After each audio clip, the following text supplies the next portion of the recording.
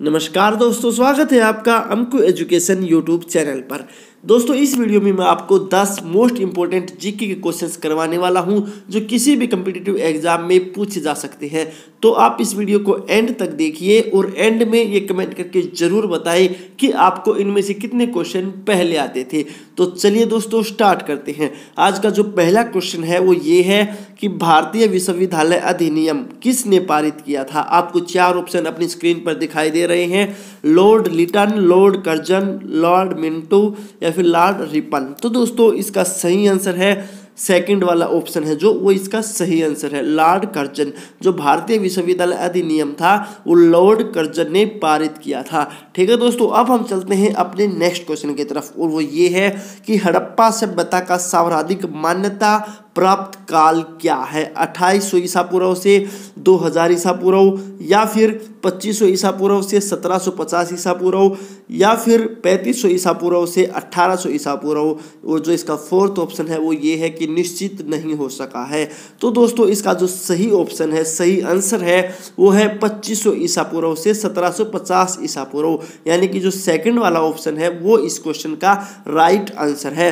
हड़प्पा सभ्यता का सर्वाधिक मान्यता प्राप्त काल 2500 ईसा पूर्व से 1750 ईसा पूर्व है।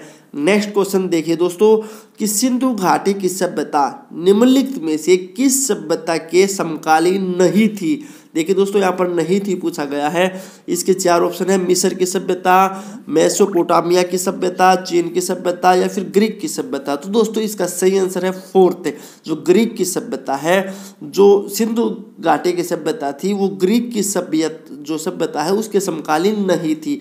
ठीक है, अब हम चलते हैं अपने नेक्स्ट क्वेश्चन की तरफ। वो ये है कि सिंधु घाटी की सभ्यता कहाँ तक विस्तृत थी। तो दोस्तों जो सिंधु घाटी की सभ्यता थी वो पंजाब, राजस्थान, गुजरात, उत्तर प्रदेश, हरियाणा, सिंध और बलूचिस्तान तक विस्तृत थी। तो इसका जो फोर्थ वाला ऑप्शन है, जो इसका डी ऑप्शन है वो राइट ऑप्शन है इसका।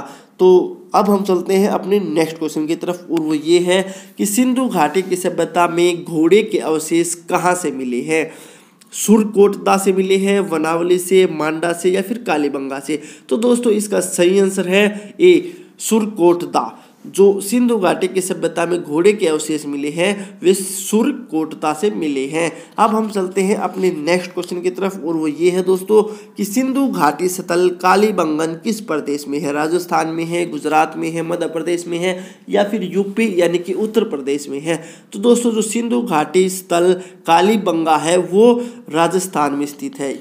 अब हम चलते हैं अपने नेक्स्ट क्वेश्चन की तरफ और वो ये है कि निम्नलिखित में से किस पदार्थ का उपयोग हड़प्पा काल की मोहरों के निर्माण में मुख्य रूप से किया जाता था। ए सेलखड़ी, बी कांसा, सी तांबा, डी लोहा। तो दोस्तों इसका सही आंसर है ए, यानी कि जो फर्स्ट वाला ऑप्शन है वो सेलखड़ी का प्रयोग किया जाता था, यानी कि जो सेलखड़ी पदार्थ था उसका उपयोग हड़प्पा की मोहरों के निर्माण में मुख्य रूप से किया गया था। अब हम चलते हैं अपने नेक्स्ट क्वेश्चन की तरफ और वो ये है कि हड़प्पा सभ्यता किस युग की थी। कांस्य युग की थी, नवपाषाण युग की थी, पुरापाषाण युग की थी या फिर लौह युग की थी। तो जो हड़प्पा सभ्यता थी दोस्तों वो कांस्य युग की थी।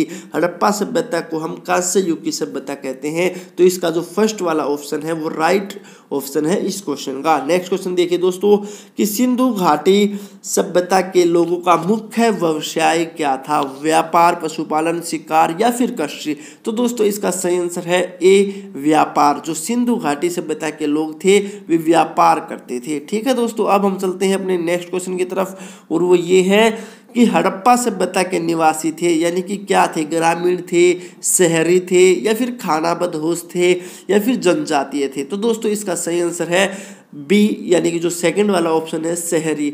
हड़प्पा सभ्यता के जो निवासी थे वे शहरी थे। तो दोस्तों इस वीडियो में मैंने आपको 10 मोस्ट इंपोर्टेंट जीके के क्वेश्चंस करवाए जिनके कम्पिटिटिव एग्जाम में पूछे जाने के ज़्यादा चांस है। ये वीडियो आपको कैसी लगी कमेंट करके जरूर बताना है। अगर पसंद आई हो तो लाइक जरूर करना है और ऐसे ही जीके क्वेश्चन से रिलेटेड वीडियो पाने के लिए अंकु एजुकेशन यूट्यूब चैनल को सब्सक्राइब करना न भूलें और जिन लोगों ने सब्सक्राइब किया हुआ है वो बेल आइकन पर क्लिक जरूर करें। धन्यवाद दोस्तों, मिलते हैं अगली वीडियो में एक नए टॉपिक के साथ।